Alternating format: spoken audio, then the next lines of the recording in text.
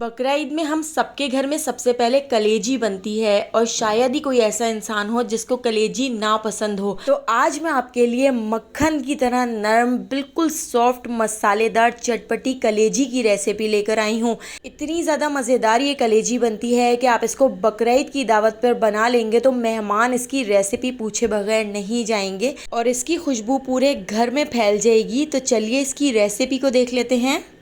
इस मज़ेदार सी मसालेदार कलेजी को बनाने के लिए मैंने यहाँ पर 1 किलो कलेजी ले ली है और कलेजी को आप देख सकते हैं मैंने इस तरह छोटे दरमियाने क्यूब्स में कट कर लिया है।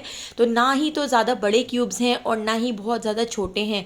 तो इस तरह से हमने कलेजी को कट कर लिया है। इसको अच्छी तरह से वॉश कर लेते हैं। गैस के ऊपर एक पतीली रख दी है। इसके अंदर मैं ऐड कर देती हूँ 1/2 कप ऑयल। ऑयल को गर्म करने के बाद इसके अंदर मैं ऐड कर देती हूँ 2 दरमियाने साइज़ की प्याज। आप देख सकते हैं प्याज को मैंने इस तरह से स्लाइस में कट किया है। तो मैं यहाँ पर 1 किलो कलेजी की रेसिपी आपको बता रही हूँ। बिल्कुल इसी तरह से आप बना के देखिएगा, बहुत ही ज़्यादा ज़बरदस्त आपकी कलेजी बन के तैयार होगी। तो देखिए इस तरह से मैंने प्याज को ऑयल के अंदर थोड़ा सा फ्राई कर लेना है। तो हमने प्याज को बहुत ज़्यादा फ्राई नहीं करना है, बस हमने प्याज को हल्का सा ट्रांसपेरेंट करना है।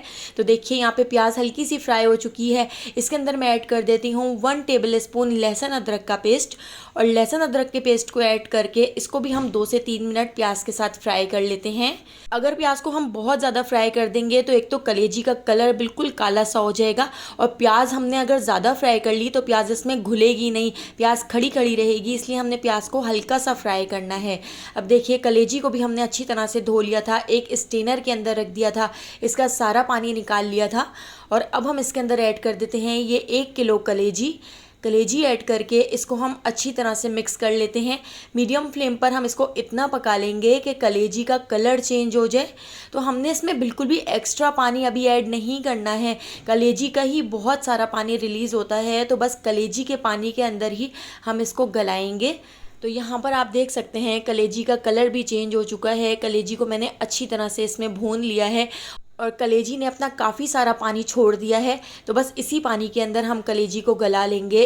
इसके अंदर ना ही तो अभी मैं कोई मसाले ऐड कर रही हूँ और नमक तो इसमें आपने बिल्कुल भी अभी ऐड नहीं करना है, वरना कलेजी बहुत ज़्यादा हार्ड हो जाएगी। तो इसको कवर करके लो फ्लेम पर 30 मिनट्स तक छोड़ देते हैं ताकि कलेजी हमारी 80% कुक हो जाए।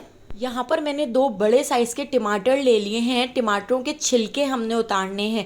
अगर हम टमाटरों के छिलके नहीं उतारेंगे तो कलेजी की जो ग्रेवी होगी वो बिल्कुल स्मूथ नहीं बनेगी और बहुत ज़्यादा इसमें टमाटरों के छिलके नज़र आएंगे, तो वो बहुत जल्दी घुलते भी नहीं हैं। और कलेजी को जब हम भूनेंगे तो कलेजी का कलर भी बहुत ज़्यादा डार्क हो जाएगा। इसलिए हम टमाटरों के छिलकों को इस तरह से उतार लेते हैं। तो दोनों टमाटरों के छिलके मैंने इस तरह से उतार लिए हैं। इनको हम छोटे छोटे से क्यूब्स में कट कर लेते हैं। तो दोनों टमाटरों को देखिए मैंने इस तरह से कट कर लिया है।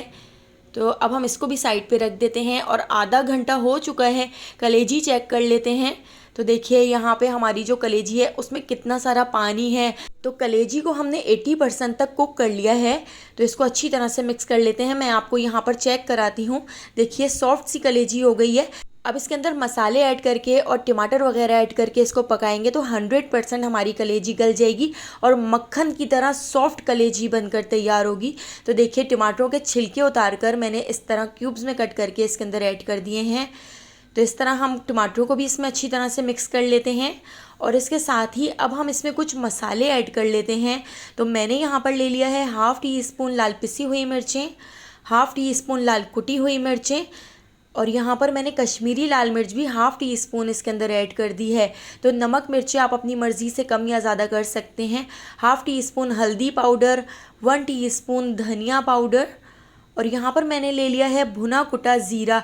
तो ज़ीरे को भूनकर कूट लिया था। 1/2 टीस्पून मैं इसके अंदर ऐड कर देती हूँ भुना कुटा ज़ीरा। ये सारे मसाले ऐड करके हम इसको अच्छी तरह से मिक्स कर लेते हैं। अभी भी आप देख सकते हैं मैंने इसमें मसाले और टमाटर वगैरह तो ऐड कर दिए हैं, लेकिन मैंने इसमें अभी तक नमक ऐड नहीं किया है। तो नमक हम आखिर में ऐड कर लेंगे। तो इसको दोबारा से कवर करके लो फ्लेम पर 15 मिनट तक छोड़ दिया था। 15 मिनट में हमारी जो कलेजी है वो 100% तक कुक हो चुकी है। मैंने इसमें बिल्कुल भी एक्स्ट्रा पानी ऐड नहीं किया था, बस कलेजी के पानी के अंदर ही हमने कलेजी को 100% तक कुक कर लिया है। अब मैं इसमें 1 टीस्पून नमक ऐड कर देती हूँ। तो जब पूरी तरह से कलेजी आपकी गल जाए उसके बाद ही आप इसके अंदर नमक ऐड कीजिएगा। आप देख सकते हैं प्याज टमाटर सारी चीज़ें इसमें बहुत अच्छी तरह से घुल चुकी हैं, बिल्कुल भी इसमें नज़र नहीं आ रही हैं। तो इस तरह से मैं देखिए आपको कलेजी भी चेक कराती हूँ, 100% हमारी कलेजी गल चुकी है।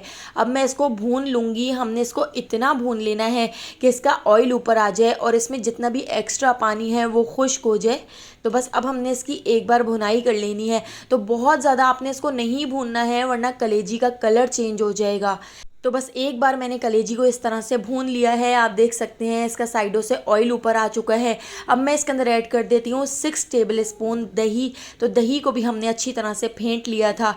तो लो फ्लेम करके 6 टेबल स्पून मैं इसके अंदर दही ऐड कर देती हूँ। लो फ्लेम करके अगर हम दही ऐड करेंगे तो दही फटेगा नहीं, लेकिन अगर आप हाई फ्लेम पर या मीडियम फ्लेम पर दही ऐड कर देंगे तो दही इसमें फट जाएगा। तो आप लो फ्लेम ज़रूर कर लीजिएगा। तो देखिए दही ऐड करके हमने इसको अच्छी तरह से मिक्स कर लिया है। इसके साथ ही अब मैं इसमें ऐड कर रही हूँ थोड़ा सा पानी। तो बहुत ज़्यादा पानी हमने इसमें नहीं ऐड करना है क्योंकि इसमें दही का पानी भी मौजूद है। तो बस इस तरह से हम इसको एक बार उबाल आने तक पका लेते हैं। तो अच्छा सा बॉयल आ जाएगा। तो इतनी देर हमने इसको पका लिया है। हाफ टी स्पून पिसा हुआ गरम मसाला ऐड कर दिया है और 1 टेबल स्पून मैंने यहाँ पर कसूरी मेथी ले ली है। तो कसूरी मेथी को आपने इस तरह से हाथ से क्रश करके इसके अंदर ऐड करना है। तो कसूरी मेथी 1 टेबल स्पून हम इसके अंदर ऐड कर देते हैं। तो इन दोनों चीज़ों को ऐड करके हम इसको अच्छी तरह से मिक्स कर लेते हैं और इसको कवर करके लो फ्लेम पर 10 मिनट तक छोड़ देते हैं ताकि इसका जो जितना भी ऑयल है वो सरफेस पर आ जाए। तो देखिए यहाँ पे हमारी बहुत ही टेस्टी बहुत ही मज़ेदार कलेजी बनकर तैयार हो चुकी है। बारीक कटा हुआ ढेर सारा हरा धनिया ऐड कर दिया है। मक्खन की तरह नरम और बहुत ही मज़ेदार सी कलेजी बनकर तैयार हो चुकी है। इतनी ज़्यादा मज़ेदार कलेजी बनती है कि आप हर बकरीद पे इसी कलेजी को बनाना पसंद करेंगे। तो अगर आपको रेसिपी पसंद आई हो तो लाइक शेयर और सब्सक्राइब करना बिल्कुल भी मत भूलिएगा और बेल आइकॉन के नोटिफिकेशन को ज़रूर ऑन कीजिएगा क्योंकि डेली मैं आपके लिए बहुत ही मज़ेदार सी रेसिपीज़ लेकर आती हूँ। तो आने वाली वीडियो तक मुझे दीजिए इजाज़त। अल्लाह हाफ़िज़।